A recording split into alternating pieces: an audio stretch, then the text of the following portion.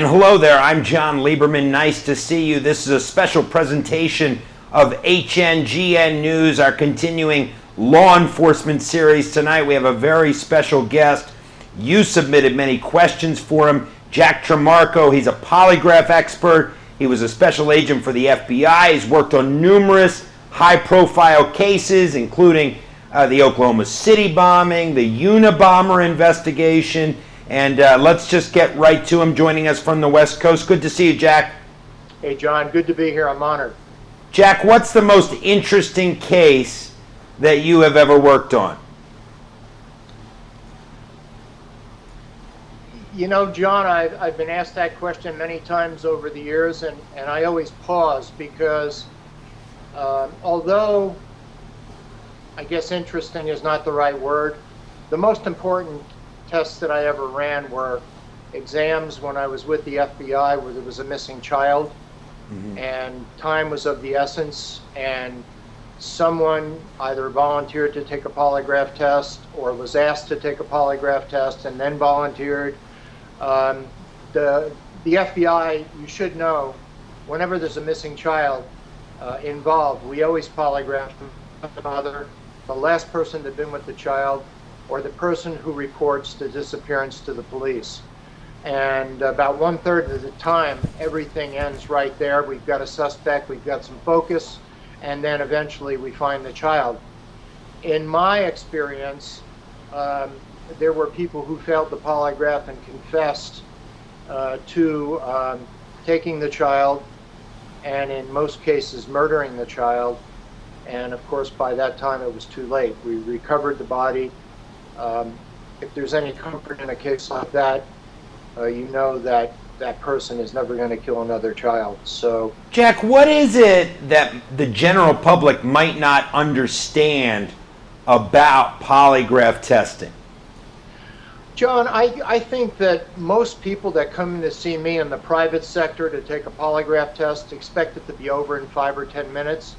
They remember that old Carnival TV show with thumbs up, thumbs down, or green light, red light, or and they think that you can ask 20 or 25 questions on a polygraph test, when in fact, the high-end polygraph examiners, the professionals, ask what's known as specific issue polygraph tests.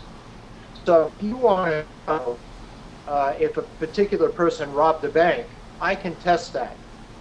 And I can test it with 90 to 93% accuracy.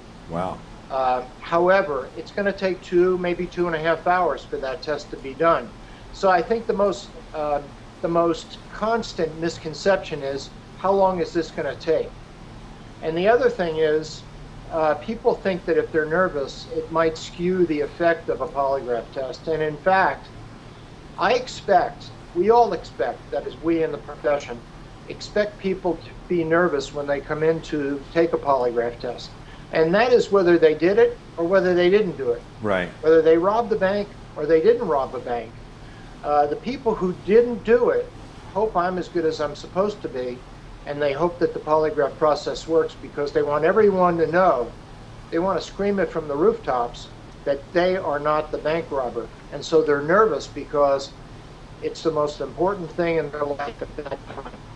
Now, the other group of people are the bank robbers, and for whatever reason, mostly because they're desperate, they're trying to use my reputation to impress the authorities, be it the DA or the United States Attorney's Office, that they didn't rob the bank. And so they've read something on the internet, they think that they're going to try it and maybe beat me. The bottom line is they're nervous, they just hope that I'm not as good as I'm supposed to be, and they hope that the polygraph process doesn't work.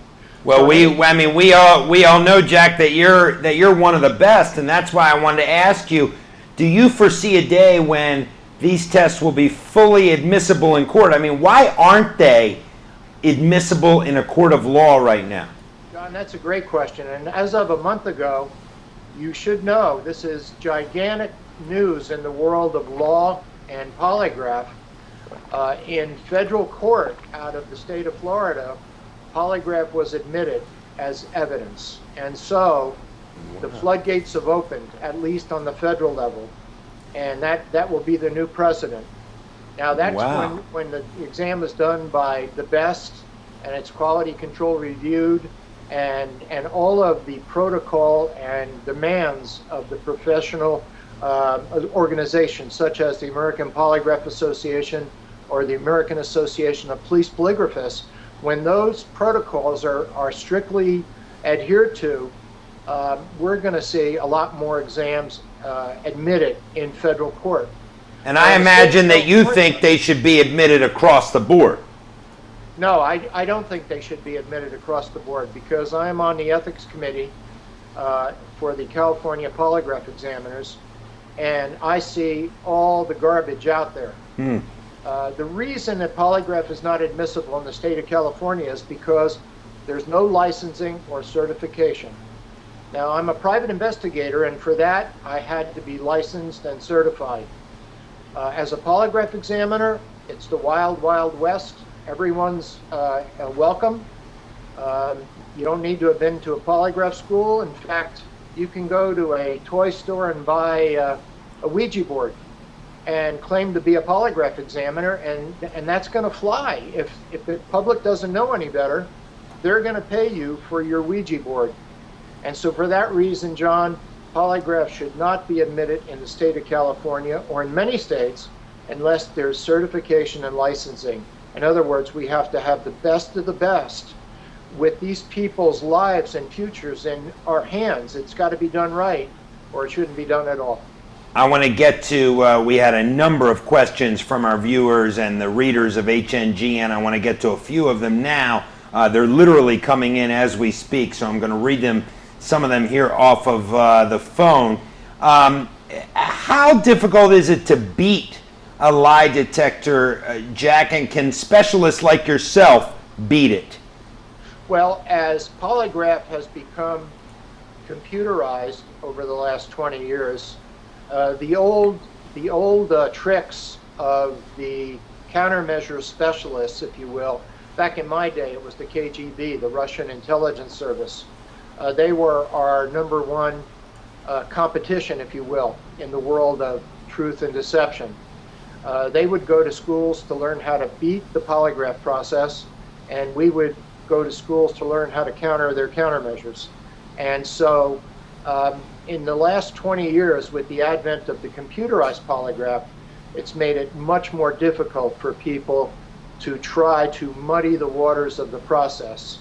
And I would say that anyone who's been a former federal polygraph examiner has probably had the most hours of education regarding countermeasures, and it's something that we've grown to expect in that polygraph suite, especially with the advent of social media and the internet, where you can learn to do almost anything, including muddy the waters. But when you're up against a qualified, certified, former federal examiner or on-board federal examiner, you're going to have your task cut out for you. You know, Jack, it's been said, and this comes from a viewer, it's been said that psychopaths can beat lie detectors.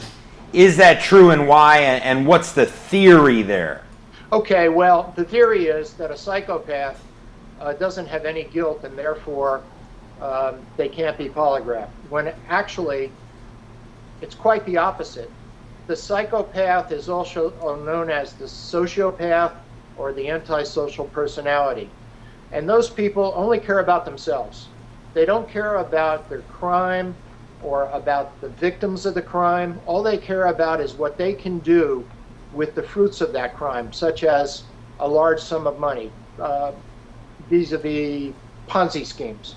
Mm-hmm. So they don't care about the senior citizens pension fund. All they care about is themselves and their quality of life. Now, in the world of polygraph, John, there's got to be something at stake. And if there's nothing at stake, then the polygraph is not going to be effective. When you polygraph a sociopath or a psychopath, their freedom is at stake, or the detection of their heinous crime is at stake, or their reputation is at stake. In other words, things are going to change for them if I know the truth. And so there certainly is something at stake for those folks. They don't have any guilt about what they did, but they don't want to get caught because their quality of life, and by the way, they feed on quality of life. They're very much egocentric and hedonistic creatures. And so they need those things that they've grown accustomed to through the fruits of their crimes. If they come in to take a polygraph test, they are exactly where I need them to be. They are on a scale of 1 to 10, with 10 being the best. They're 9, 9.5 in my room when it comes to validity and the perfect person to conduct the polygraph test on. How much, I'm curious, how much about an investigation do you know personally before you poly somebody, and do you have an idea in your head what you think the outcome is going to be? Well, when I was with the FBI, John, I would be interviewed by the case agent. Let's say it's a bank robbery. And he would come into me and say, hey, this guy looks just like the guy in the photo, and he's been spending money and he doesn't have a good excuse about where he got it. I really think he's our bank robber. And he said he would take a polygraph test.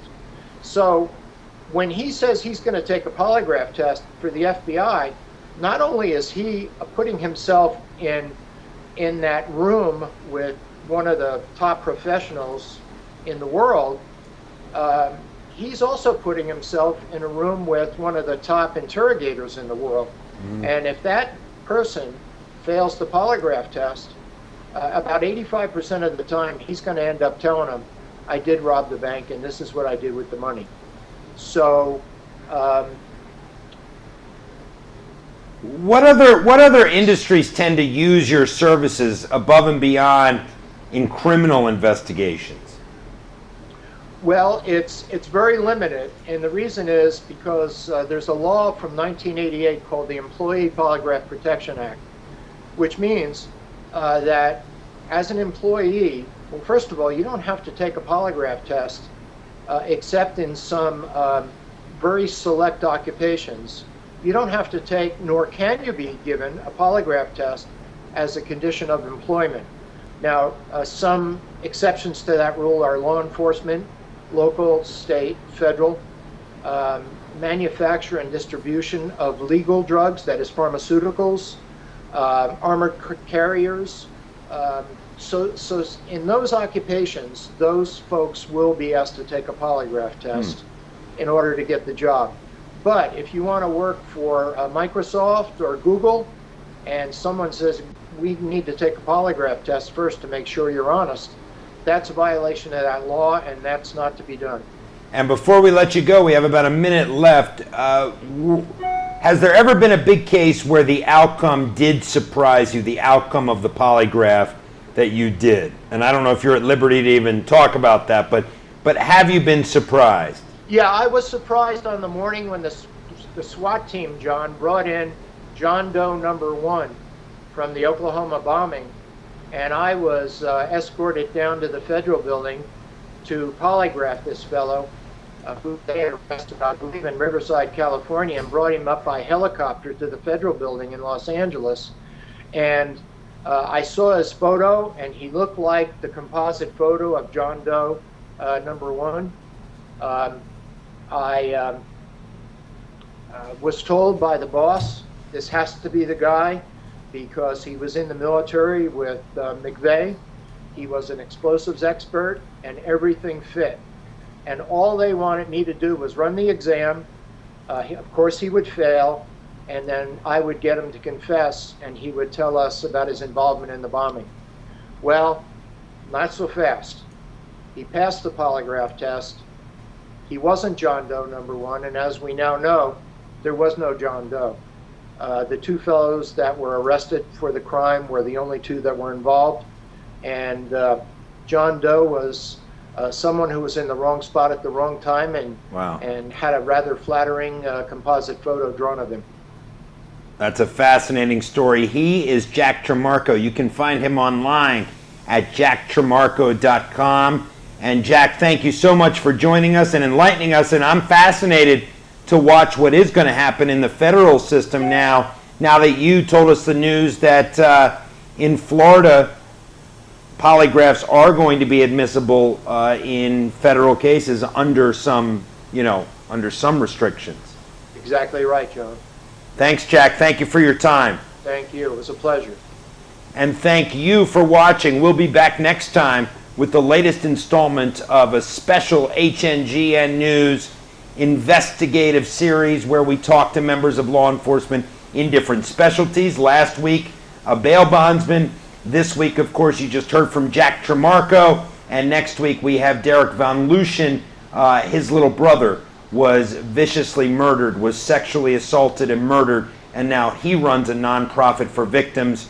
He was in law enforcement for many years as well, so he will join us on the next program. But for now, thank you so much for your questions, and we will see you next time. For HNGN News, I'm John Leiberman. Bye-bye.